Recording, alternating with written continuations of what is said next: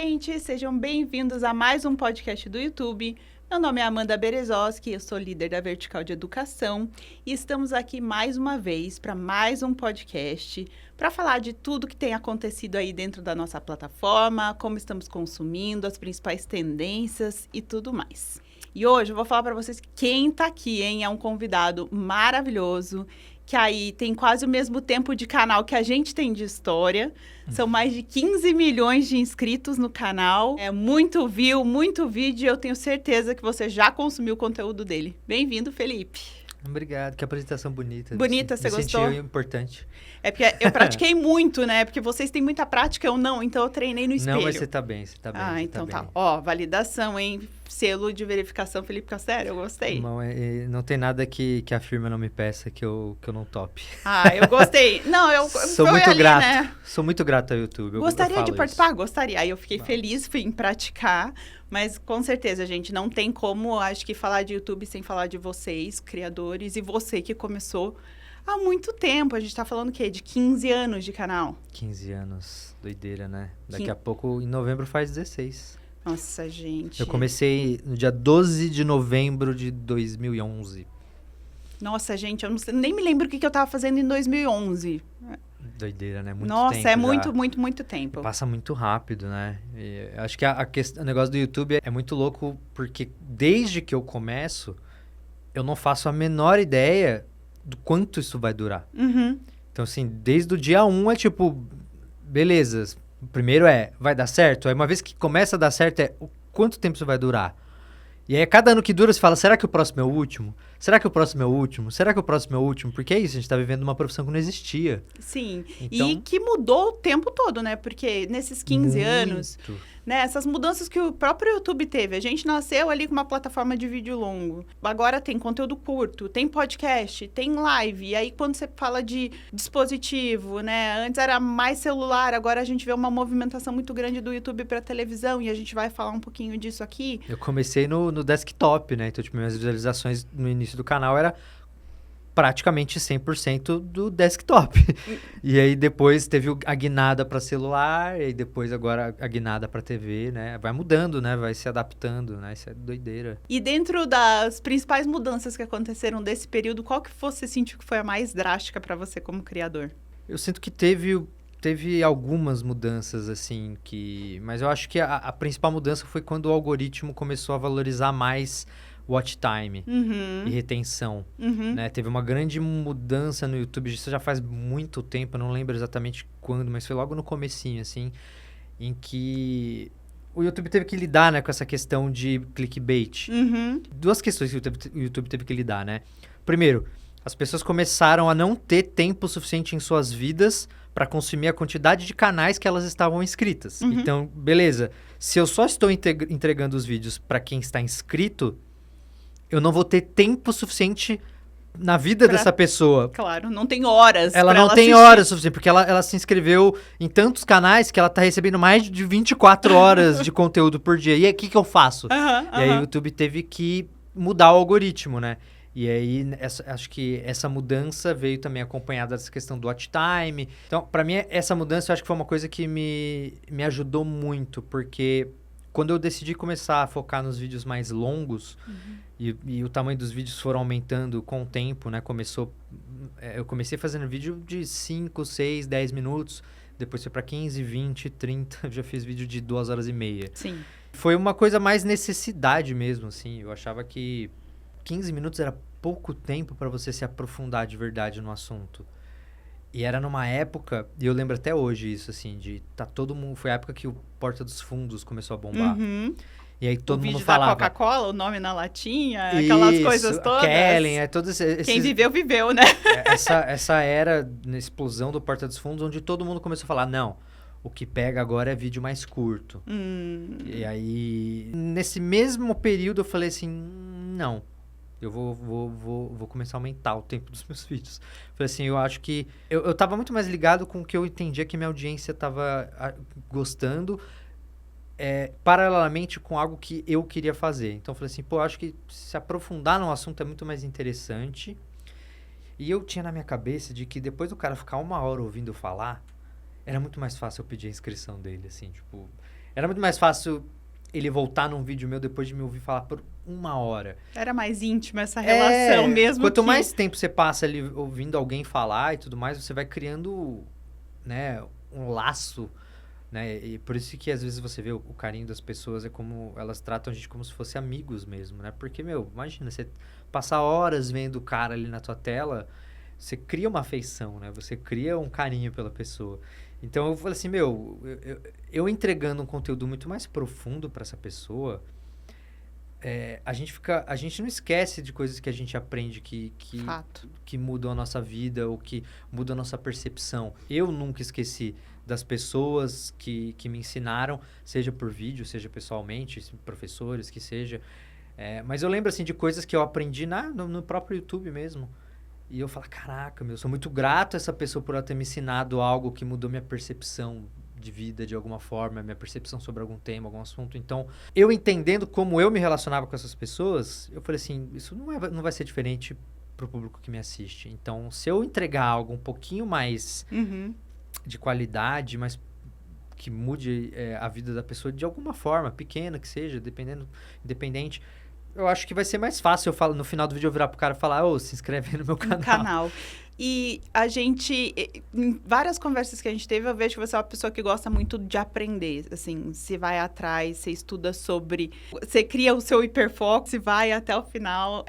Como que você usa essa tua personalidade também em prol do teu canal? Porque é nítido que existe muita profundidade e uma preocupação muito grande na forma como você produz os seus roteiros. Não só o roteiro, mas a qualidade do vídeo, a mensagem que está sendo passada. Então, como que você traz esse seu hiperfoco, essa sua vontade de aprender para os seus vídeos? Tipo assim, muita gente às vezes acha que eu tenho formação pedagógica, eu não tenho. Não sou especialista em nenhum desses assuntos, né? Eu era animador 3D, minha especialidade é audiovisual. A parte que você pode me dar todos os louros do canal é o visual, é a edição, é o que eu escolho, como eu escolho contar as histórias que eu conto, o formato. Eu acho que isso é uma coisa que eu tenho muito mérito.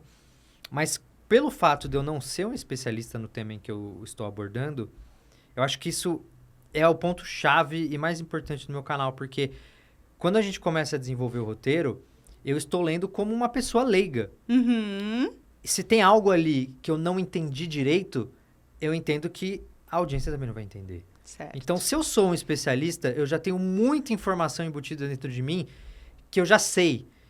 E é muito difícil eu me relacionar com alguém que não sabe sobre aquele assunto, se eu já sei muito sobre aquele assunto. Fato. Então, acho que é importante eu não saber muito sobre o assunto para que eu faça as perguntas certas, para que eu aborde o assunto, aquele tema, do ponto de vista do público. Então, isso eu acho que é uma coisa muito importante. E, claro, eu sempre vou atrás de informação dos temas em que eu decido fazer no meu canal. Mas eu também tento manter uma certa distância em alguns pontos, até porque eu já vi quanto mais eu me envolvo no tema, mais insuportável eu fico, mais demora para o vídeo sair. Então, o terror do roteirista. Exato. Então, vai e volta o roteiro 1 milhão de vezes, porque se eu crio uma conexão muito grande com aquele assunto. Então, às vezes, eu tô num ponto agora que eu sinto que eu preciso eu entendo sobre o assunto, eu vou pesquisar o mínimo sobre o assunto, e eu só faço de assuntos que eu gosto, né? Então, são temas que eu já tinha um conhecimento nem que básico, assim. Eu falo, beleza, isso aqui eu sei basicamente, deixa eu me aprofundar um pouco, porque eu preciso saber as perguntas certas para fazer pro meu roteirista, e eu preciso, na hora que eu tô lendo o roteiro, corrigindo o roteiro, eu preciso saber, opa, acho que faltou falar disso aqui. Por mais que eu não precise super me aprofundar, porque para isso a gente tem os especialistas, né? Então, eu acho que isso é uma coisa importante que faz com que os temas e os vídeos ressoem com muitas pessoas. Eu tenho uma preocupação intelectual, que é a seguinte, existe uma barreira intelectual para todo tema. Essa história de que a internet está aí, qualquer pessoa pode aprender, isso é mentira, assim. Então, então vai lá ler algum artigo científico sobre qualquer tema minimamente complexo para você ver a dificuldade que é. Não vai compreender necessariamente, o mundo é complexo, né? O mundo é complexo pra caramba. Sim. As coisas são complexas. Quem enxerga o mundo de uma forma simples demais é porque ainda não entendeu Ou entendeu tudo. Não, acha que entendeu tudo. A grande maioria não entendeu porra nenhuma. As coisas são complexas, nada é tão simples, palpável demais, assim. Quando você se debruça em algo de verdade, aí você começa a entender as nuances daquilo e você fala, caraca... E, já fiz vídeo de muita coisa. Essa barreira intelectual, eu tento derrubar ela de alguma forma, né? Então, eu nunca vou partir do ponto de que a pessoa já sabe sobre... a pessoa sabe o que é relatividade. A pessoa sabe o que foi a Revolução Francesa. A pessoa sabe quem foram girondinos, quem foram jacobinos. Eu nunca parto do ponto, por exemplo, que a pessoa sabe onde fica o Oriente Médio. Não, vamos mostrar um mapa, vamos sair do Brasil e ir até aquele local, porque eu quero que a pessoa se localize. Então, eu sempre parto do princípio de que a pessoa não sabe porra nenhuma. Usando o português, claro. E eu acho isso maravilhoso, porque no final é a democratização do conhecimento. Não necessariamente as pessoas sabem tudo. Você vai partir de um ponto base e vai deixar o seu conteúdo muito mais acessível e democrático para todo mundo meio que aprender. Eu quero que todo mundo possa entender. Não é feito para um tipo específico de audiência intelectual. Não, é feito para todo mundo. É feito para criança, é feito para adolescente, é feito para alguém que teve uma formação básica, é feito para alguém que não teve formação básica. Eu já tive muita gente vindo para mim falar, pô, cara, você foi meu professor de história, de ciência, porque eu tinha aula vaga pra caramba, e aí eu vi os seus vídeos para estudar. Esse é o objetivo dos vídeos. No final eu entendi o tamanho da influência e do alcance que eu tinha em mãos e como isso é poder. Muito. Isso é uma coisa poderosa você ter. E o que eu vou fazer com esse poder? Eu vou jogar isso no lixo e vou usar só essa influência para ganhar dinheiro. Eu vou querer fazer algo minimamente útil para a sociedade, sabe? Então, no final é isso, sabe?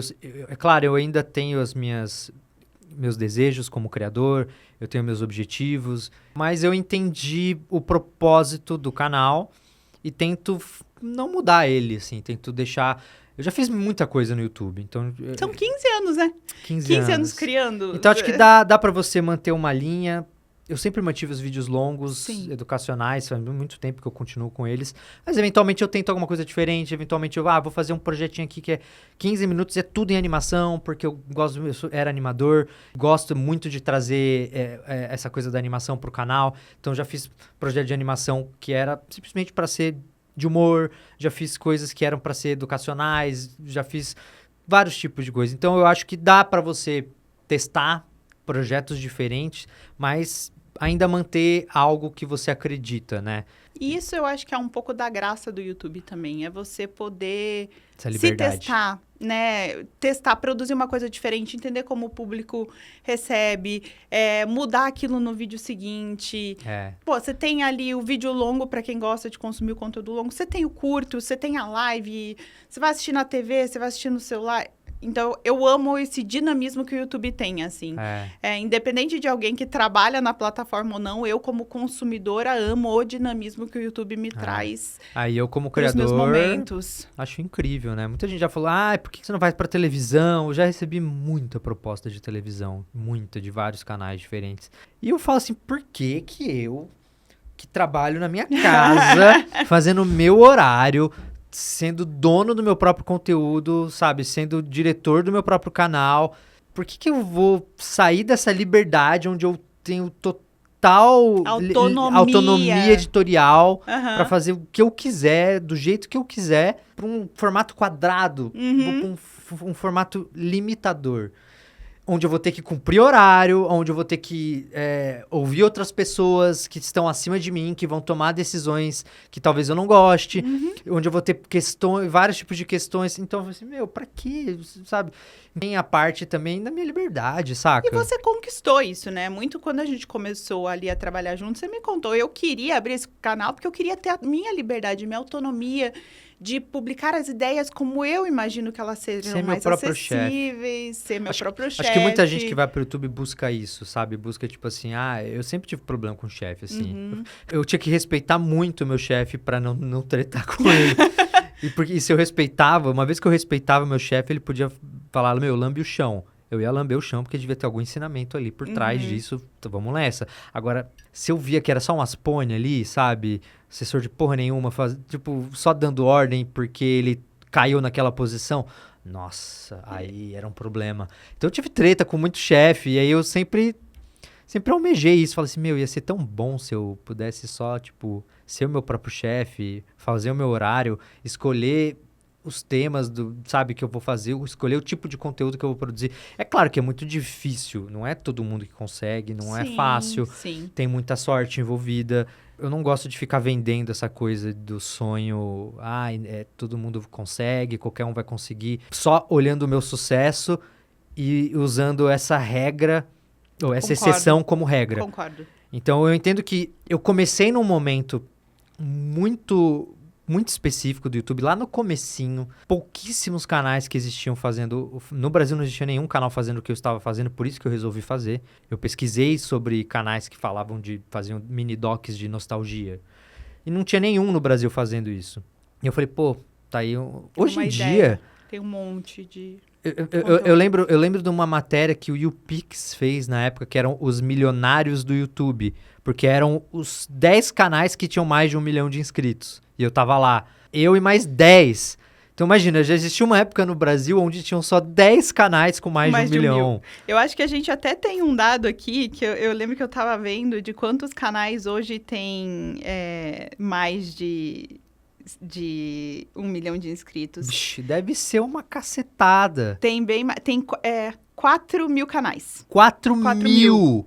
Eram 10. Exatamente. Agora 4 mil. Tipo, já tinha uma época no YouTube onde quando um canal passava de 1 milhão era um acontecimento. E todos os criadores conheciam os canais que passavam de 1 milhão.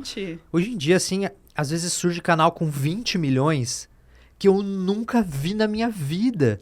Isso mostra como o YouTube cresceu. Cresceu. E a gente tem ali, né?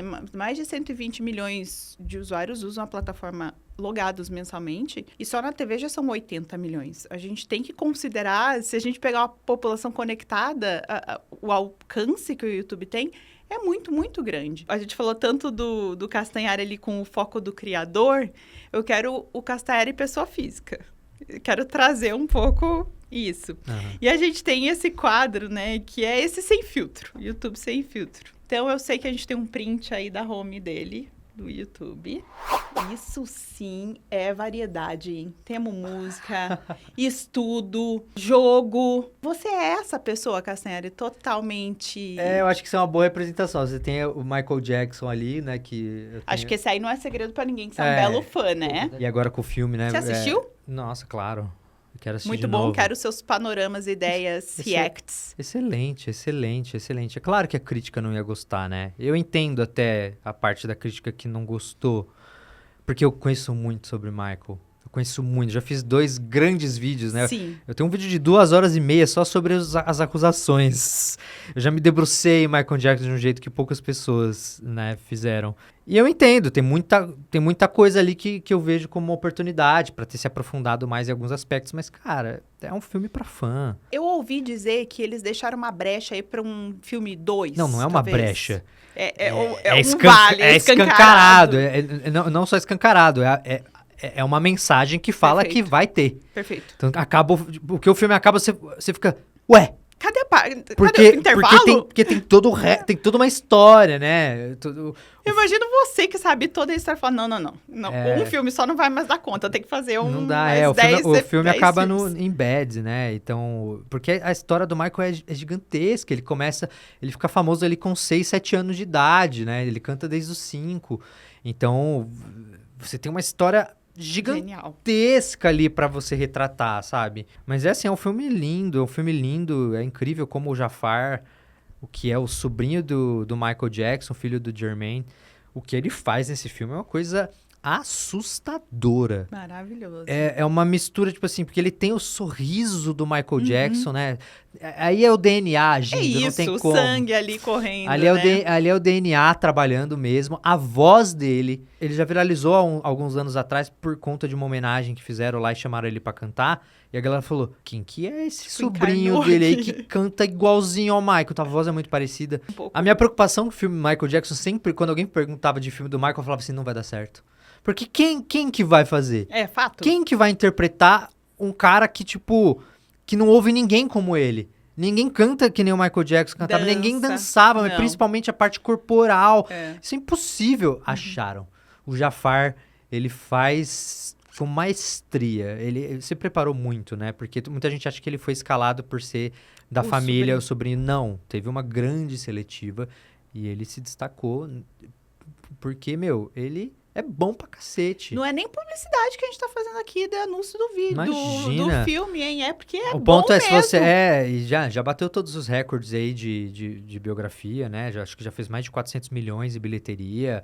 Deve passar de um bi fácil.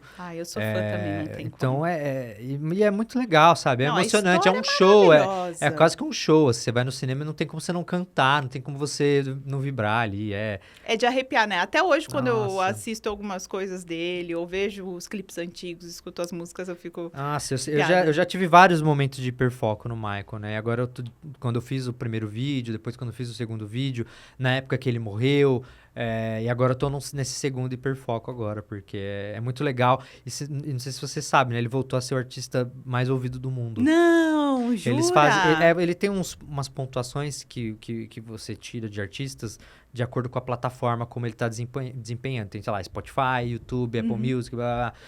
E aí você soma tudo, você tem uma pontuação. Ele tá em primeiro. Ele voltou a ser... Embaixo dele tá o Justin Bieber. Porque depois do negócio do Coachella, o Justin Bieber voltou... As músicas antigas, ele voltaram a bombar muito. E o Michael tá em primeiro. Eu acho isso maravilhoso, então, tipo assim, que legal. A gente tá tendo uma Michael Jackson mania de novo, assim, as pessoas... Eu acho que é o único artista do mundo que tem fãs que ainda não nasceram. Porque quando você conhece o Michael Jackson, não tem como você não virar fã. Quando você entende o que ele representou pra música. Verdade. Você vê os shows dele, são coisas assim, não existe algum artista que chegue perto do que era o espetáculo do show do Michael Jackson. Então... E eu acho engraçado que mesmo quem não tenha contexto da história, exemplo, tem uma filha de 4 anos e meio, não tem como ter contexto dessa história. Mas a batida da música, a sinfonia, tudo, quando eu coloco pra tocar em casa, já tem uma percepção diferente, já tem ela dançando, ela falando, mamãe, coloca aquela música que eu gosto. Mesmo ela não sabendo o nome do artista, mesmo, só que ela canta a batida e eu sei qual é a música. É o rei do pop, né, Ele tem muita música boa. Mas é isso, então tem um pouquinho de tudo. Tem muita coisa de ciência, canais de ciência que eu assisto muito, desde o Star Talk do Neil deGrasse Tyson. Ele é perfeito. Ele é maravilhoso. Tem o Astron também, que é um canal que eu gosto muito, só de astronomia. Tem o Tiny Desk, de alguns artistas que eu gosto.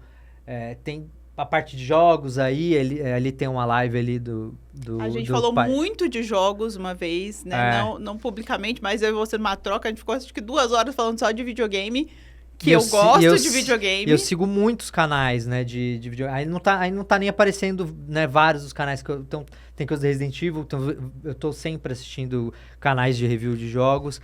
Tem o Deadlock, que é o meu hiperfoco da atualidade, que é um jogo novo da Valve que tá nem beta ainda, em alpha, e que eu jogo há mais de 1 ano e meio.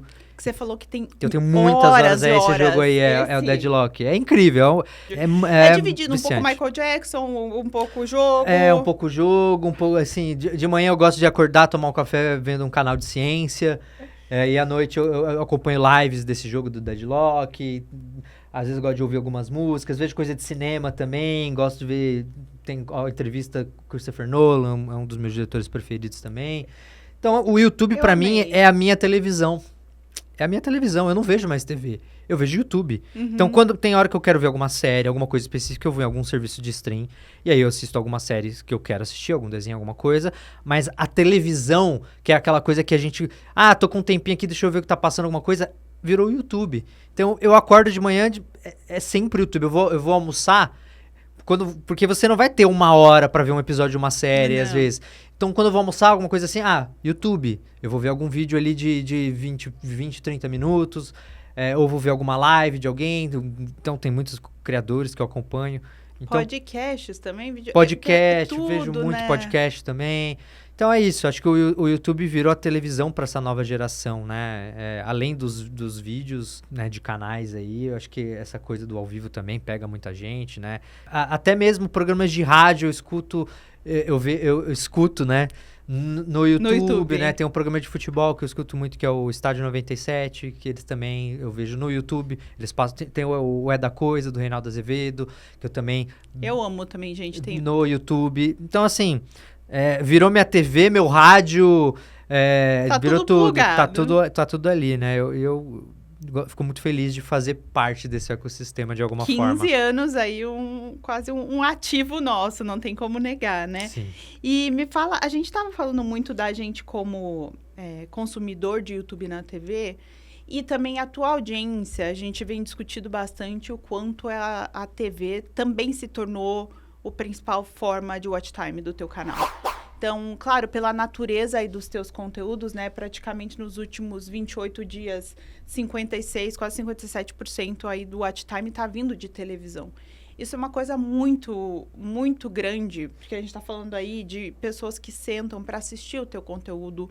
E eu acho que é muito em linha do tipo de conteúdo e do quão propositivo isso é. Porque a gente já conversou que os teus vídeos uma questão de profundidade, é uma questão de mostrar todos os pontos de vista. Como que você sente essa diferença do teu dia a dia? Tem algo que você, a partir do momento que pensa no roteiro, você vai falar, eu vou produzir para televisão? Eu acho que a questão da televisão está mais ligada à linguagem. Certo. Então, acho que a linguagem dos vídeos, né? Tem um dado interessante também, que eu acho que mais da metade das minhas visualizações vem de não inscritos. Uhum. Né? Então, é simplesmente o algoritmo indicando o meu vídeo para alguém que já assistiu antes. Uhum. E eu percebo que a minha home, se você voltar naquela imagem, eu diria que 90% dos canais ali eu não estou inscrito. O algoritmo, ele trabalha muito bem nesse quesito. Então, eu sinto que as pessoas que estão assistindo não precisam se inscrever necessariamente para consumir meu conteúdo. O importante é assistir. Com certeza. E eu acho que é a questão da linguagem mesmo, assim, né? Uma vez que eu entendo que a maior parte das pessoas estão vendo na televisão, você tem que adaptar um pouco a linguagem para ser uma linguagem um pouco mais documental, assim, sabe? Um pouco mais televisiva, tipo conteúdos ali do History Channel, Discovery, uma coisa mais nessa pegada. Então, eu fui adaptando esse formato dos vídeos para se adequar mais a um formato documental. Você tem que tomar cuidado com o tamanho das coisas na tela, como a pessoa não tá tão perto como é no computador. Às vezes ela tem uma distância da televisão, você não pode deixar a coisa muito pequenininha, senão não dá para ler. Essa coisa de colocar moldura nas coisas, eu tirei tudo, é tudo em tela cheia. Quando vem insert, é tudo em tela cheia, não ponho moldura mais. Ficou uma coisa meio formato de mais internet. Então, eu fui adaptando o formato para um formato mais documental. Você grava em 4K hoje? 2.5K. Tá. Uhum. Eu gravo em 4K, mas eu solto em 2.5K. Porque trabalhar com 4K nativamente é um pesadelo para os editores. Eu imagino. Mas os vídeos eles saem em 2.5K. E me fala uma coisa, a gente estava falando dos seus vídeos, assim, quando você quer escolher um assunto, como que você chega na definição do teu próximo conteúdo? É uma mistura de algo que eu quero entender e saber mais, que eu acho que é interessante, porque eu acho que eu também faço parte da minha audiência. Uhum. Eu gosto de tentar me enxergar nesse lugar. E comentários, ver o que a galera tá pedindo, vendo. Como criador, você também precisa ter o senso do business ali. Não vou insistir em projetos que não estão dando certo, que as pessoas não estão muito interessadas, ou formatos que não funcionaram muito bem. Eu sou muito atento a isso. Então, eu tendo a tentar balancear as coisas, mas o que eu acho que as pessoas querem assistir, o que significa o que vai dar audiência também, né? O que as pessoas pedem, o que eu sei que vai ter uma audiência. Eu tento misturar as coisas, sabe? É sempre uma grande caixinha de surpresa. YouTube, eu tô há 15 anos e as pessoas falam, me diz aí qual que é dá a receitinha do bolo me dá o aqui. segredo aí pra ter visualização. Eu falo, meu caro... Não, o dia que você descobrir, me fala. Me fala. Talvez o MrBeast é o único que tenha descoberto, porque eu realmente... É sempre muito difícil para mim entender o que é um tema matador. Às vezes você acha que é e não é. Às vezes você acha que não é e ele acaba se tornando... É difícil, né? Até mesmo essa coisa de thumbnail e título do vídeo, que é uma coisa extremamente importante, né, para o YouTube. Imagina, você viu a home ali. Você abre a home e tem 10 vídeos aparecendo para você. Sim. Por que a pessoa vai clicar no seu? Perfeito. Né? Então, é aquela coisa, né? Você tá numa prateleira no mercado e você precisa colocar o rótulo mais chamativo. Perfeito. Isso é a thumbnail, é a combinação de thumb e título. Então, você tem que chamar... É uma mistura dos dois, uma combinação. A gente fala, existe... então tem uma fórmula? Não. Você vai ter que testar E eu acho que aí que a IA, que algumas coisas que a gente tem colocado no YouTube que tem funcionado muito os testes de thumbnail, né? As combinações. E eu uso sempre, porque, às vezes você vê uma diferença absurda de uma thumb e um título para outro. Você vê, não, esse aqui teve 45% mais clique, o outro teve 20% só. Então, eu uso muito essas ferramentas porque é uma coisa meio de psicologia humana ali, sabe? O que vai chamar atenção? Tipo, não tem como cravar. Às vezes alguma coisa muito específica, às vezes uma palavra chama atenção, às vezes você pode passar muito tempo estudando isso. Ainda não é uma ciência exata. Eu acho que nunca vai ser. E tem sazonalidade envolvida, né? Às vezes você vai liberar um negócio que já estava previsto no teu roteiro, acontece alguma coisa no mundo isso é muito importante, o timing. As pessoas acho que não valorizam tanto o quanto assuntos do momento influenciam diretamente, absurdamente, eu diria, nas visualizações. E eu vejo isso o tempo inteiro no meu canal, porque como eu já fiz muito vídeo, volta e meia, assuntos em que eu já tenho vídeos feitos há mais de 4, 5 anos, voltam. Tipo, agora saiu a série do Césio. Um vídeo meu, eu já fiz um vídeo sobre a história do Césio, todo em animação. E esse vídeo ganhou 1 milhão de acessos no último mês. Olha que loucura, Por causa da série da Netflix. Gente. A guerra no Irã. Quando eu fiz o vídeo da guerra no Irã antes do negócio explodir. A gente já tava vendo que poderia. E aí o vídeo ficou travado ali, numas 600 mil visualizações. Quando estourou, ele já tá quase batendo 2 milhões. É isso. Então, os vídeos do Michael Jackson voltaram a ganhar muito acesso por causa do Michael Jackson, do filme. Então, time é uma coisa que para quem... aí uma dica, né, para criadores, assim, se o seu tipo de conteúdo permite que você explore assuntos do momento ou tire algo de assuntos do momento. Perfeito. Então, se é um canal de ciência, o que tá... Tem algum filme aí, tipo, tem agora o Projeto Hail Mary lá, o Devorador de Estrelas. Pô, faz um vídeo sobre a ciência do Devorador de Estrelas. Porque é isso, as pessoas buscam sobre o filme e acabam caindo no seu conteúdo. Isso é algo que eu tô começando a prestar mais atenção também pra... E eu vejo que as pessoas têm um hiperfoco, né? Se surge um negócio, quando assisto um filme, um seriado, ou tem alguma temática que eu quero saber, eu entro no meu mundinho e eu consumo quase tudo que eu posso. É a entrevista do ator, é o outro filme dele, é aonde que ele estava. Eu vou para outro lado, vou assistir, independente do stream. Eu viro uma pessoa que consome absolutamente tudo. E é maravilhoso isso, porque possivelmente é o que vai acontecer também com essas outras pessoas, né? Isso acontece. Eu faço a mesma coisa. Faz a mesma coisa. Então, acho que se você pudesse aproveitar disso para direcionar uma audiência para o seu conteúdo, né? Faça, né? Porque eu já percebi que faz toda a diferença. E se você, olhando para trás, qual foi o teu vídeo favorito? Que você falou assim, cara, esse foi o projeto mais incrível que eu já trabalhei. Muito difícil, né? São meus filhos. Mas sempre tem um filho favorito. A mãe não fala, mas tem.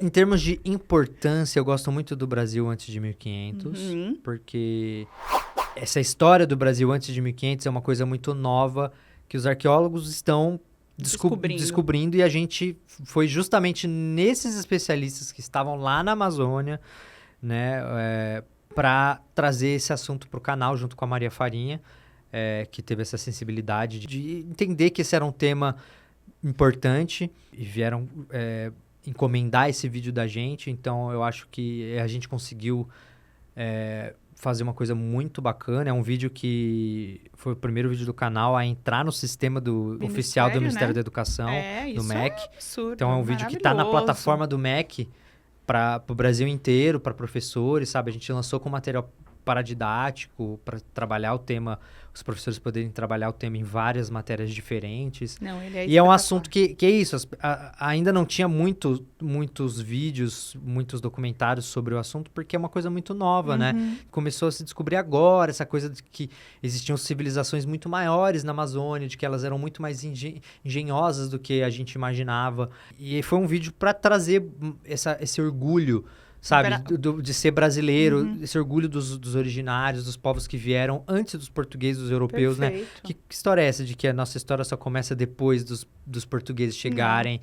E eles trouxeram o conceito de civilidade, de civilização? Não, já existia uma civilização perfeito, aqui que como fez... que a gente valoriza isso, né? E a gente... da visibilidade, valoriza. E uma coisa que eu usei até quando a gente estava fazendo a primeira reunião na Maria Farinha sobre qual que era a ideia, que caminho a gente ia levar o vídeo. E eu falei assim, pô, a gente paga um pau, né, pros sumérios, a gente paga um pau pros maias, pros egípcios, né, pra essas civilizações que a gente sempre estudou, né. Falei assim, pô, mas cadê os nossos, né?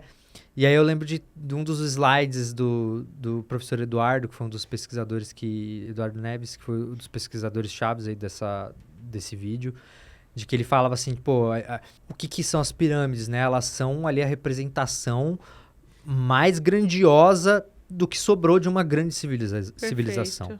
E aí ele falou assim, cadê as nossas pirâmides, né? E aí o professor falou assim, as nossas pirâmides são a própria floresta. Porque a floresta amazônica foi criada por esses povos. Ela não existiria da forma que ela existe hoje se não fosse os povos que viveram aqui e alteraram completamente, transformaram completamente essa floresta e transformaram ela na maior agrofloresta do planeta. Então, acho que isso é uma coisa interessante. Cara, a floresta é a nossa pirâmide. Então, a gente tem a nossa pirâmide aqui, que é grandiosa, que é a prova de uma civilização gigantesca que viveu aqui. Isso é história. Total. Isso é uma história linda, isso é uma história muito legal. Então, eu acho que esse vídeo, em termos de importância, e por estar no MEC, né, tá oficialmente como material do MEC... É aquela coisa que te dá um carinho, você fala, putz, que orgulho de ter um conteúdo tão bom, né? Sim, eu tenho muito orgulho desse vídeo. Eu acho que ele é um vídeo para se orgulhar mesmo. Todo mundo que participou, todo o processo, foi um vídeo que levou bastante tempo para ser feito, né? Quanto tempo leva um vídeo desses, por curiosidade? Esse vídeo a gente começou a fazer em agosto de 2024. E a gente postou ele em abril de 2025. 7, 8 meses praticamente. É muito trabalho, hein? É que é muita pesquisa, muito material para condensar toda a pesquisa que estava vindo ali, né, da galera que está lá na Amazônia. Achar o tom certo também, sabe? Muita coisa que a gente recebe o primeiro corte e fala, putz, será que isso aqui não está destoando? Será que... Muitas vezes o vídeo a gente descobre lá no corte 3, sabe? Então, a gente tem uma ideia no roteiro, a gente acha que vai funcionar daquele jeito, a gente começa a ver o vídeo tomando forma e vira outra coisa. Fala, putz, espera aí, talvez ir por esse caminho não seja tão interessante. Talvez... Então, o vídeo ele é uma entidade viva que vai se transformando durante o processo, né? E esse vídeo se transformou muito. Muita coisa que a gente foi mudando, foi entendendo. Eu não queria que fosse de nenhuma forma um vídeo com coisas muito polêmicas, porque não era esse o objetivo. E, pô, quando a gente fala de Amazônia, dá muito para ser polêmico com a Amazônia. Certeza. Dá para ir para lugares ali de polêmicas, políticas, coisas que, né, desmatamento e o caralho, que pode afastar um determinado tipo de público do vídeo. E não era esse o objetivo. O objetivo era, eu quero que as pessoas... Contar a história, a gente quer que as pessoas terminem de assistir o vídeo com orgulho do que foi a história do Brasil. Que foi a história do Brasil antes de 1500, do que esses povos fizeram. E tudo que eles trouxeram pra gente, né? Então, era esse o sentimento que a gente queria evocar. Não, é maravilhoso esse vídeo. Tem que assistir. É obrigatório, tá? Recomendo. Recomendo. Você recomenda? Eu também. Recomendo. E qual seria... E aí, essa é uma curiosidade. Você já produziu vídeo sobre muitas coisas. Muitas coisas. Muito. Tem algum assunto que você fala, cara, o meu sonho é produzir um vídeo dessa temática ou desse estilo? Não é para dar spoiler ainda de que a gente vai falar do ponto de animação. Não é esse a minha pergunta. Entendi, mas mais tema. no sentido, tipo, uma temática que você ainda não fez. Tem. Que você fala, cara, essa história é foda, eu quero contar. Eu queria fazer... Mas daria muito trabalho. Eu queria fazer um vídeo sobre a história do mundo. Tipo assim, condensar em 1h30 a história do mundo, assim. Caraca, tipo... essa é desafiadora. Como é que vai fazer? Não sei, não.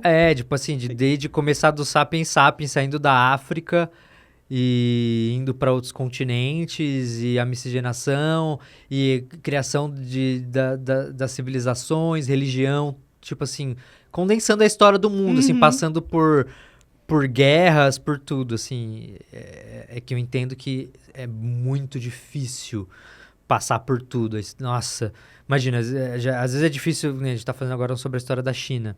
muitos e muitos anos de história, né? Imagina, nossa! Quase 5 mil anos de história, se eu não me engano. Então, assim, como é que se condensa isso? O do Japão foi também um grande problema também, que é isso, tipo, muitos e muitos anos de história, por onde a gente... Agora, imagine o mundo. É muito difícil. E aí, né, o que é importante, o que não é. Exato. Como é que você vai consolidar naquela anos e anos e anos de história em, sei lá, 1 hora e pouco? Você vai ter que achar os pontos de virada, sabe? Tipo... E aí vai sempre ter alguém que fala, pô, mas omitiu isso aqui era uma parte super importante da história. Então, e, né, todas por isso que eu vou enrolando pra fazer, mas esse é um vídeo que eu queria muito fazer. A história do mundo em 1 hora.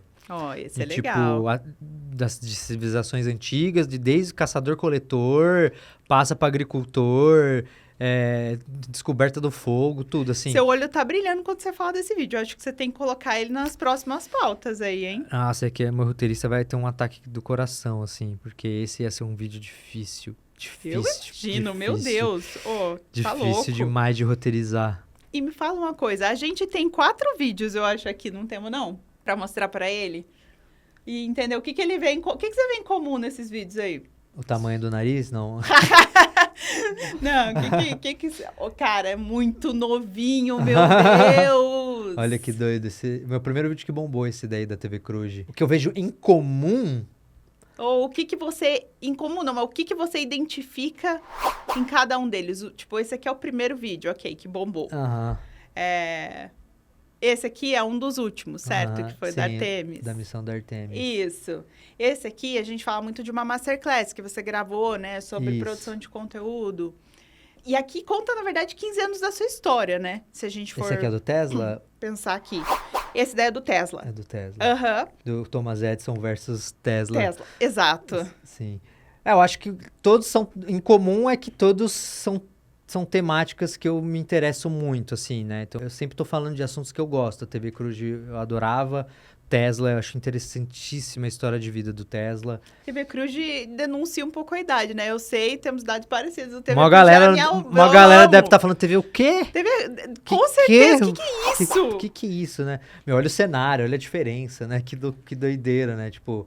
Isso é muito louco, né? Eu acho que isso é uma coisa que eu me orgulho muito, assim, do canal. É a evolução visual do canal, de qualidade, seja de câmera, de edição, de formato. Quando você vê os vídeos mais antigos, ele tem uma simplicidade muito clara, né? Você vê ali, é uma coisa simples, né? Isso aí foi feito no início de 2012. Sim. E aí você vai para um vídeo como o do Tesla, que é ali mais no meio do caminho do canal, já tem um cenário, já tem uma edição mais elaborada. Corta para Masterclass, um puta cenário, né, com uma puta edição, né? O da Artemis também, sabe? Já é uma... Eu acho que é isso, eu tenho várias fases diferentes, né? Mas sabe o que eu acho muito interessante nesses quadros, assim, quando eu vejo... Essas questões são, não importa, você tem hoje uma estrutura de cenário, mas você começou de uma forma simples, apegando na mensagem ou naquilo, explorando aquilo que você gostava. E isso se mantém na sua identidade do canal Nostalgia por 15 anos, você não vai pegar um tema e produzir sobre algo que você não quer falar. Isso é uma coisa que que é a tua identidade como criadora, assim. Dá pra ver que quando você tá falando de um tema é porque você gosta de falar daquilo. E eu acho que isso... é algo que é primordial para uma carreira de criador de conteúdo, porque a partir do momento que você vai trabalhar com algo e você fica fazendo ou falando sobre coisas que você não gosta, isso é um pouco... né? Tipo, deixa deprimir. Eu entrei no YouTube justamente porque eu não queria estar executando ideias que eu não acreditava. Então, eu sempre tomei muito cuidado para não cair nesse erro, sabe? De tipo, é muito fácil você se deixar deslumbrar por dinheiro e acesso e influência. E assim, existe um momento, assim, depois de tantos anos, que você entende que existe uma certa fórmula pro sucesso na plataforma, digamos assim, que se você seguir determinados caminhos, você consegue mais acesso do que outros. E eu nunca deixei isso me guiar e me pautar. Eu nunca falei assim, eu não vou seguir caminhos só porque aquilo vai dar mais visualização, só porque aquilo vai me dar mais dinheiro, sabe? Porque existem fórmulas e métodos de ganhar dinheiro no YouTube 1 milhão de vezes mais fácil do que fazer o que eu faço. Meus vídeos são caros, meus vídeos são trabalhosos, dá muito trampo fazer um vídeo de 1 hora, sabe? Pesquisa de imagem, pagar uma equipe de edição qualificada, sabe? Pagar ilustrador, não usar inteligência artificial, pagar um cara para fazer trilha sonora, para fazer tratamento de áudio, pagar alguém para fazer correção de cor. Então, assim, existe todo um mecanismo ali, uma equipe gigantesca por trás, que é claro, quando você vê no final do mês a parte do business, eu preciso olhar quanto que eu gastei com o vídeo e quanto que ele me lucrou. A maioria dos vídeos que eu já fiz não me deram retorno financeiro. Até mesmo porque tem muitos temas que às vezes acabam perdendo a monetização. Meus vídeos antigos, nenhum é monetizado. Nenhum. Eu tive que mudar o estilo também de edição do meu canal. Para se adaptar às novas políticas de direitos autorais do YouTube. Então você pega todos os meus vídeos antigos que tinham, às vezes, ali um trecho de um documentário da BBC, do Discovery. Esses vídeos perdi a monetização. Vídeos meus de guerra que tem mais de 20 milhões de acessos que eu nunca ganhei R$1 por causa que a temática guerra não é monetizada. E hoje em dia tem formas de você falar de guerra e ainda monetizar, mas tem que tomar muito cuidado com o tipo de imagem que você mostra. Claro. E essas foram políticas que foram mudando com o passar do tempo e que, né, meus vídeos mais populares, a maioria deles hoje em dia não são monetizados. Então, assim, é um caminho que eu escolhi que financeiramente não é o mais rentável do mundo para mim, mas é claro, como é que você analisa o que é rentável para você? É só o que o que o AdSense mostra, mas tem também valor agregado. Com certeza. Sabe? Quantas publicidades eu não acabei fechando e fazendo justamente por ser o cara que faz esse tipo de vídeo. Eu acho muito interessante que a Paty Muratori, que é a nossa diretora, em muitos fóruns eu vejo ela falar, vocês não têm canais, vocês têm negócios. E eu acho que é uma grande verdade. Porque muitas pessoas começaram, né, ali a vida no seu canal, fazendo criação de conteúdo, e hoje criaram grandes empresas, hubs de conteúdo em cima disso. Então, eu acho que o fato de você ter essa maturidade de olhar sempre em várias perspectivas diferentes, que é essa que você está trazendo. A minha profundidade, que aí é eu comigo mesmo, né? As coisas que eu gosto de fazer, aquilo que é aceitável para mim. O que eu quero passar de informação? Eu adorei que você falou ali do início. Eu nunca parto do pressuposto que alguém sabe alguma coisa. Como que eu vou ensinar a audiência que já sabe ou a outra que nunca teve acesso àquele tipo de conteúdo? E eu acho que isso te coloca em um lugar de uma individualidade muito grande, que é você ter esses 15 milhões de inscritos no canal e 15 anos de história e continuar sendo um criador relevante. Ter esse olhar que você tem, eu acho que é até super importante de uma forma para novos criadores de conteúdo que estão chegando na plataforma, talvez agora ou alguns anos atrás, mas que não pegaram esses 15 anos de uma mudança da plataforma como a que você vivenciou. E acho que quando a gente passa por todas essas mudanças, você fica muito mais sensível ao entendimento de como isso pode afetar diretamente o seu canal. Então, é isso. Tem várias maneiras de olhar, né, para o YouTube. Tem que ter um olhar de negócio, porque eu tenho uma equipe grande que eu preciso pagar o salário dessas pessoas. Então, precisa ser rentável, minimamente. Mas tem vários outros... Tem a parte artística, sabe? Eu olho o meu canal como um grande portfólio do meu trabalho. Então, eu quero ter muito orgulho de cada vídeo que tá lá. Então, meu portfólio, não vou colocar qualquer coisa ali. Tanto que já tem um monte de vídeo antigo que eu olho, eu vou lá e privo, porque, nossa, já não. Então, tem o olhar artístico, tem o olhar de satisfação própria, eu preciso estar gostando do que eu faço para continuar fazendo com a qualidade, sabe, com o brilho no olhar que eu tenho na hora que eu tô falando dos assuntos que eu falo. Então, é várias coisas para se considerar, sabe? E tem muitas coisas que não são tão palpáveis assim, né? Que nem eu falei, às vezes uma marca vai acabar escolhendo trabalhar com você pelo valor agregado que você traz, pela história que você tem por trás, sabe? Pelo que você significa.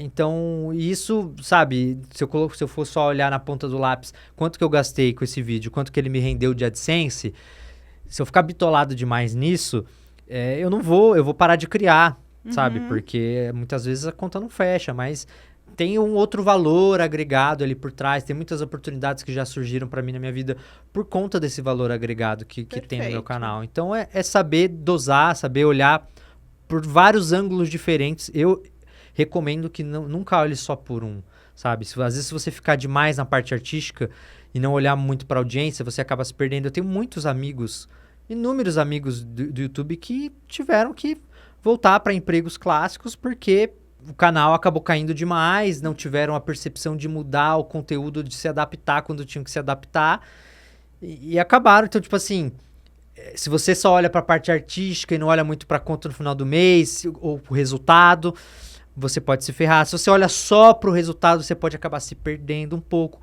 Então, assim, eu acho que é preciso balancear. Eu acho que é um gerenciamento no final do dia. Não E eu acho assim, tem uma coisa que eu gosto muito no YouTube. Bom, como eu disse, eu lidero hoje a vertical de educação.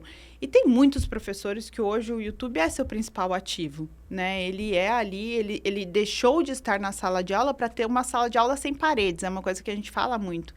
Então, essas possibilidades, né? Quando eu olho o impacto que o YouTube tem do ponto de vista de democratizar acesso à educação e também dar essa visibilidade para eles, é algo que me deixa extremamente feliz, contente. E a gente vê formas de monetização alternativa, desde membership, super chat, super thanks, Produtos que você pode fazer. Shopping agora. Então, tem infinitas formas que a gente sempre tenta colocar esse criador no centro e colocar ele sempre se destacando e dando ali ferramentas sempre que possível para ele ter... Alternativas, né? Exato. Sempre tem alternativas, né? Exato. O YouTube tem muita ferramenta, dá para você explorar essas ferramentas. Formato, teste, é podcast, é live.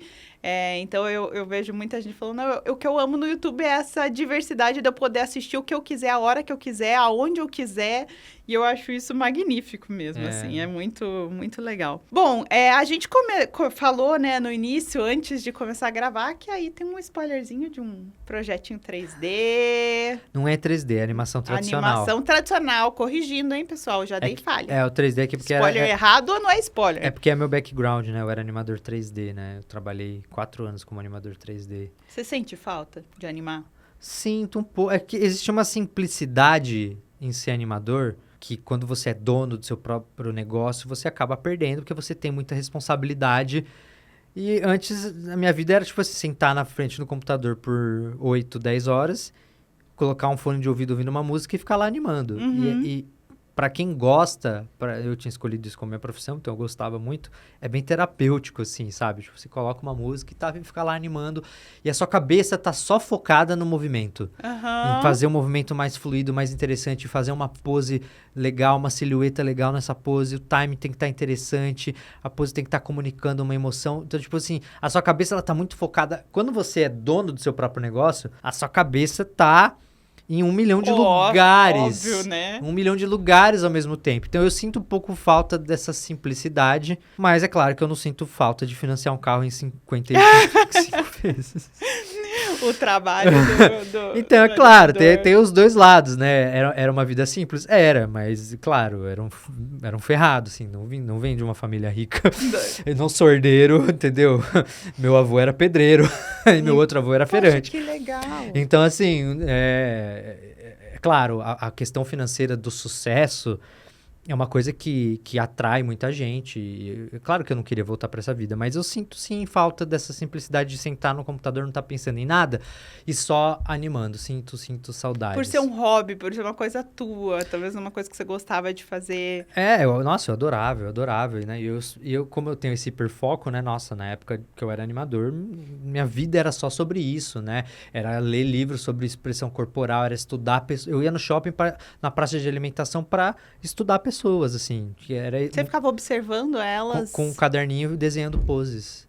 E aí você começa a perceber que dá muito para saber o que as pessoas estão sentindo sem elas precisarem falar. A leitura corporal a coisa ali do já corpo, é uma coisa... A coisa do corpo fala é muito real, né? E como animador eu tive que estudar isso, né? Para incorporar isso no meu trabalho.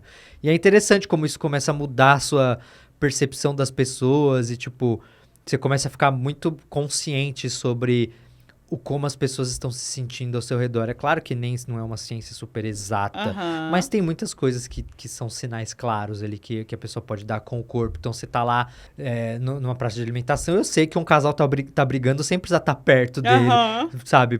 Tipo, você vê que a conversa é uma conversa difícil que eles não queriam ter pela posição do corpo, pela pose que eles estão.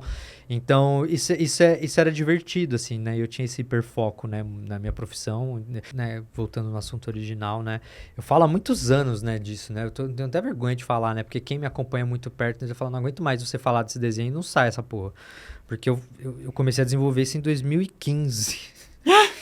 E foi o desenho que eu desenvolvi, que eu apresentei pra Netflix, que eventualmente fez eu ganhar a minha série, O Mundo Mistério, pra quem quiser assistir lá na Netflix. Maravilhosa, tá na Netflix, muito legal. Com muito orgulho também dessa série.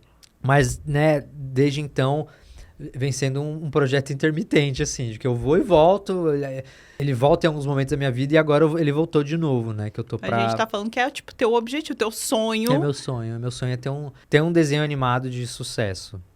Eu acho que eu ocupo uma posição muito privilegiada para fazer isso acontecer. Qual é a tua animação favorita, tipo filme animado, e qual é o teu desenho, o desenho que você gosta de assistir? Minha animação favorita é o Toy Story 3. É maravilhoso, meu Deus! O Toy Story 1 é o filme que fez eu querer virar animador 3D. É o primeiro longa-metragem animado da história. Que legal. Em 3D, né? Longa-metragem animado em 3D da história.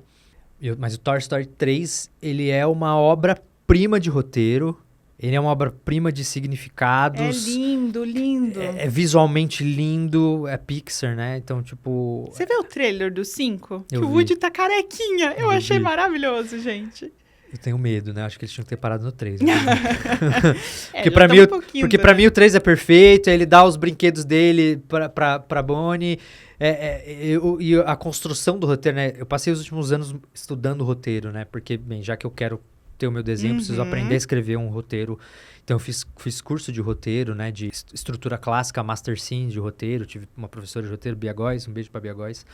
E li muito livro de roteiro, né? E o Toy Story 3 é citado o tempo inteiro nesses livros. Que demais. A estrutura, ele usa uma estrutura de 4 atos, o que é meio raro. Normalmente, assim, filmes, séries tendem a usar 3 atos. Ele usa 4 atos de estrutura. E é muito amarradinho, é muito incrível como o desenvolvimento também, dos personagens, né? A coisa, sabe, do Woody, a motivação do Woody, como ela é transformada no final. O filme é... Quem não chora no final ali com o Woody brincando uma última vez com os brinquedos dele antes de dar pra Bonnie? Eu lembro disso e começo a chorar. Eu não posso ver Toy Story, eu tenho uma sensibilidade.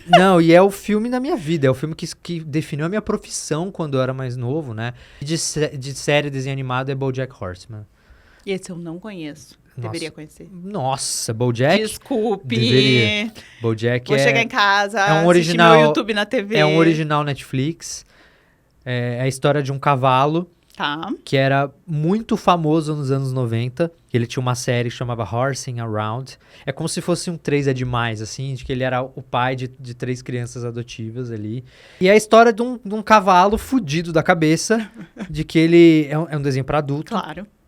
De que isso, ele era muito famoso nos 90 e agora ele é um cavalo tentando retomar a carreira dele. Pô, tem todo um significado. Demais, assim, eu me via demais no personagem ali muitas vezes, mas assim, é um desenho muito profundo, melodramático, assim, sabe? Tem questões muito pesadas até que ele trata ali, mas eu gosto dessa profundidade. Pra mim, o maior crime que uma obra pode cometer é não fazer você sentir nada.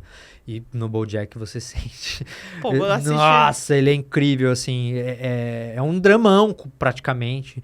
Ele é uma série de humor, mas é um drama, assim, porque a vida desse cara, desse cavalo, que é o BoJack, é dramática. Ele é fudido, ele é um alcoólatra, sabe? E é isso, ele tá tentando retomar a carreira dele e pega projetos meio duvidosos e ele se acha muito mais do que ele realmente é. Mas é novo ou é antigo? Não, já? Já é consagrado, já é antigo. Então ele é de 2015, eu acho. Pô. Mas é uma obra de arte, ele ganhou muitos prêmios, Vou assim. assistir e te mandar uma mensagem do que eu achei desse negócio aí. Ele é maravilhoso. Então, pra quem nunca assistiu BoJack Horseman, é incrível. Tá lá, Rick and Morty também, eu gosto muito de Rick and Morty. Esse é um clássico também, É um clássico, né? mas o BoJack, ele tem uma coisa profunda ali, melancólica, que me pega, assim, sabe? Ele é muito profundo, ele trata de temas super profundos e adultos, assim, sabe? Desde de perdas, sabe? Traumas de infância. É engraçado, porque hoje, às vezes, eu assisto...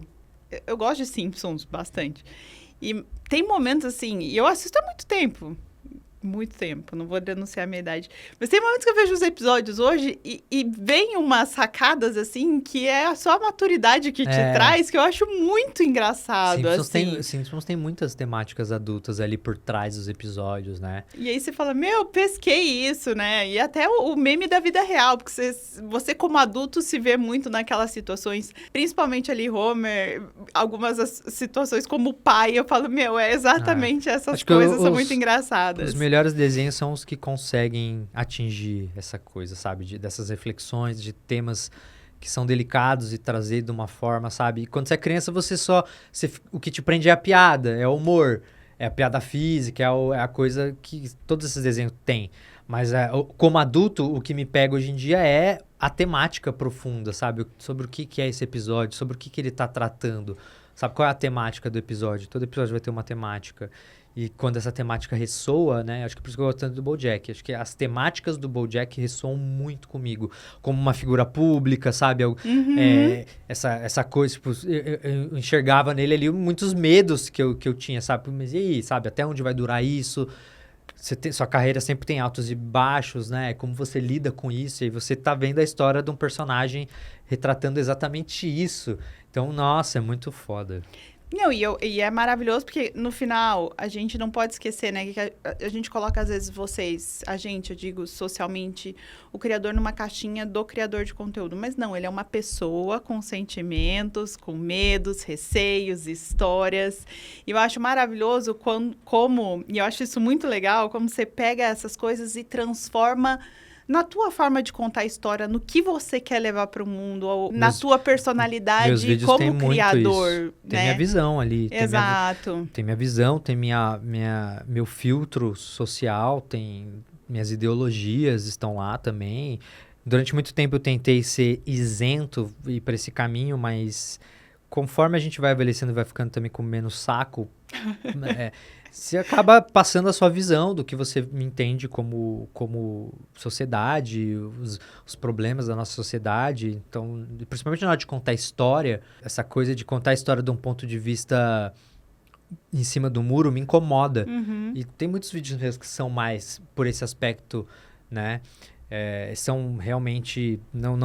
Não puxam sardinha para nenhum lado, não tenta... E hoje em dia eu sinto que eu tô cada vez mais, tipo assim, eu tenho uma visão de mundo. Eu tenho uma visão do que eu acho que é certo, do que tá errado nesse sistema em que a gente vive, o que eu acho que tá certo, o que tá errado, o que poderia melhorar. E isso com certeza isso tá nos meus vídeos, né? Eu não sou isento, eu não pago de isento e eu nem quero ser isento. Meus vídeos todos têm posicionamento. Uhum. E pode ser que a pessoa nem enxergue, mas sempre vai ter, de alguma forma, um posicionamento, uma visão minha. Porque é isso, todo mundo vê a sociedade, vê as coisas com um filtro. Claro, e eu acho que assim, o teu sucesso, né, 15 anos de história, 15 milhões, e eu acho isso uma das maravilhas do YouTube, é você poder se reconhecer no outro e se conectar com a ideia do outro, com a visão, ouvir, aprender. E eu acho que você tem uma carreira de 15 anos de história que é maravilhosa. A gente tá chegando próximo do final, tô já chateada. Obrigado. Eu acho que tem sido muito legal trabalhar mais perto de você. Eu te conhecia muito como criador, como consumidora do seu conteúdo, mas eu acho que todos os nossos papos, ideias, momentos que a gente troca, já tenho aprendido muito, muito mais. E, Cassiele, obrigada pela tua presença aqui no podcast do YouTube. Eu brinco que você é um ativo nosso. O YouTube nasceu, você quase nasceu junto. Adoro ser um ativo do YouTube, né? Obrigado pelo convite. Como eu falei, eu sou muito grato ao YouTube. Não tem como ignorar que quase tudo que eu tenho na minha vida hoje em dia é graças ao YouTube. Eu sou muito grato à plataforma, ao que o YouTube proporcionou na minha vida, as mudanças, as pessoas que eu pude ajudar, como me permitiu ter uma vida muito incrível, ser reconhecido pelo meu trabalho, sabe? As coisas incríveis que eu já ouvi de tantas pessoas que já me pararam para tirar uma foto, para pedir um abraço e tudo mais. Eu devo tudo isso a uma plataforma que permitiu que eu monetizasse o meu vídeo e ganhasse dinheiro com aquilo e transformasse no que acabou se transformando. Então, acho que eu gosto de falar que, para mim, de todas as redes sociais que existem, assim, o YouTube é de longe a melhor, é de longe a que mais valoriza o criador. Não tem nenhuma que chega nem perto das que tem hoje em dia, que a galera mais consome. O YouTube é anos-luz à frente Eu fico tão feliz de como eles tratam os criadores, sabe? E isso não é de agora. O YouTube entendeu isso há muito tempo. O YouTube entendeu que a plataforma deles, sem o criador, ia ser só um compilado de coisas de outras pessoas, de outras plataformas, de outros lugares. Então o YouTube soube valorizar o criador e vivo elogiando o YouTube, vivo agradecendo o YouTube. Às vezes as pessoas acham que eu tenho uma relação ruim com o YouTube por, às vezes, vídeo meu que foi desmonetizado, coisas. Não, às vezes, tipo, não tenho. Eu acho que isso aí, eu tô numa plataforma, eu tenho que me adaptar a essa plataforma. Isso não muda todas as coisas boas que ela me trouxe. A gente se adapta. O YouTube sempre esteve disposto a me ouvir, a me ajudar. Então, quando eu reclamo de alguma coisa é mais por frustração, mas nunca vai ser por não gostar da plataforma de nenhuma forma. Eu acho que o YouTube é de longe a melhor. Sou muito grato ao YouTube. Nós somos gratos a criadores como você, assim, que permitem a plataforma ser o que é. Né, um ambiente de paixões se encontram, de conhecimento. Eu, do lado educacional, puxando a sardinha para o nosso lado, né, uma plataforma que tem conteúdos excelentes, que ajuda a educação do país. Né? Ainda é o principal tipo de conteúdo do YouTube educacional? Sim, produzido? Sim. Eu lembro que alguns anos atrás me deram essa informação, de que o conteúdo mais consumido era educacional. A gente tem muita gente, 86% dos professores usam o YouTube dentro da sala de aula. E 92% das pessoas usam o YouTube para aprender alguma coisa, seja ela acadêmica, uma habilidade. Então, ela a nova biblioteca, né? Que loucura isso. Exato. Não sei se você viu o próprio Wesley Batista, que foi o estudante que veio da periferia de Salvador, passou em primeiro lugar na USP em Medicina. E ele falou que ele estudava com apostilas velhas e o YouTube foi a principal ferramenta que ele conseguiu usar para democratizar o acesso. Aquilo me tocou num lugar diferente, porque é um pouco invisível, né? No final das contas, eu gerencio esses criadores, mas eu penso, qual é o potencial do meu trabalho para que esses bons conteúdos cheguem até esse lugar, nesse lugar que precisa, para mudar futuro, para dar novas... para essa mudança social. Eu acho que é o que eu mais gosto de ouvir, assim, é quando alguém vira e fala, pô, passei na faculdade por causa dos seus vídeos. Eu escuto muito, e isso eu acho que é uma das coisas que eu mais gosto de escutar. E amo muito, e acontece o tempo inteiro, quando o professor vem falar, pô, ou posta uma fotinho, exibir seu vídeo do Brasil, da Guerra Fria, sei lá o quê, da Revolução Francesa. Eu acho que ter um professor utilizando um vídeo meu em sala de aula é uma honra absurda. Eu sou muito grato, né? Porque eu sei que é uma profissão muito difícil, que deveria ser muito mais valorizada. Concordo, do que 100%. E entender que eu posso ser uma ferramenta para auxiliar esse professor de alguma forma, porque eu sei que ele não jamais teria os recursos e o tempo que eu tenho para fazer um conteúdo que nem eu faço para trazer em sala de aula. Para mim é uma honra poder ser uma pequena ferramenta ali na mão daquele professor que é para mim a profissão mais importante desse país. Temos a mesma... Esse é um conceito, acho que é unânime, assim. Mas obrigada mesmo. Obrigado. Obrigada por continuar produzindo conteúdos tão maravilhosos pra gente em 15 anos. Fiquem de olho que logo vai ter animação. Será que daqui 30 anos eu vou estar, tipo, velhinho, assim, já e fazendo ainda vídeo pro YouTube? Eu acho que vai. Porque é isso, já tô 15 anos, daqui a pouco novembro, 16 anos e... Tô vendo cada vez mais criadores aí que estão também há muito tempo na internet e continuam. Eu acho que vai ser isso. Daqui uns 20, 30 anos eu vou estar lá, entendeu? Falando um pouquinho mais lento. Animação. Aí a gente vai ter a animação passando. Animação, pensou que... Aí você vai falar, pô, já produzi o vídeo do mundo, da história do mundo. Vai faltar tema, né? Na verdade não falta. Não falta. Tema nunca vai faltar. Tem muito tema para se falar. Tem muita coisa da nossa história aí. Mas, gente, obrigada. Estamos aqui encerrando o nosso podcast. Até a próxima. Tchau, tchau. Obrigado, galera. Um beijo.